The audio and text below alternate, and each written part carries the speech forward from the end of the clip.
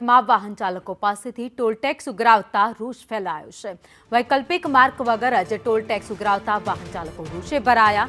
GJ5 GJ19ના વાહન ચાલકો પાસેથી ટોલ ઉઘરાવતા લોકોમાં ભારોભાર રોષ જોવા મળ્યો છે। ટોલ કેમ ચાલુ છે? નાગર બોર્ડ હતું ટોલ ફ્રી રોડ છે। હવે મારા અહીંયા ટોલ તો લાગી ગયો અને દરેક લાઈન પર ટ્રક ચાલે છે 50 ની 60 ની સ્પીડ। હવે 120 ની સ્પીડનો રોડ બનાવેલો છે, તો આ ફોર વ્હીલર વાળાને અહીંયા કોઈએ આવવું નહીં। મારી વિનંતી છે કે કોઈ આવતા નહીં। ટોલ બી લાગશે ને હવે હું બહાર ક્યાં નીકળીશ?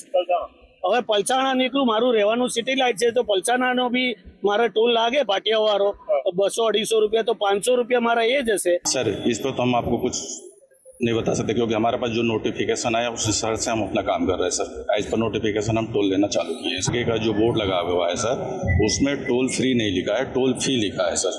टोल रोड स्टार्टर फी करके गया सर।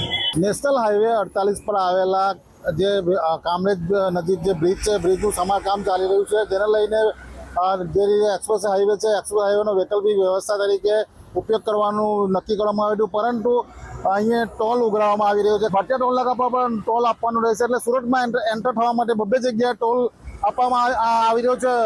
જે આ એક્સપ્રેસ હાઈવે છે એ પણ હાલ કેટલાક જગ્યાએ ખાડાઓ જોવા મળી રહ્યા છે। ખાસ કરીને જો વાત કરવામાં આવે, આજે ટોલ આપવાના કારણે લોકોમાં હાલ સ્થાનિક લોકોમાં હાલ રોષ જોવા મળી રહ્યો છે।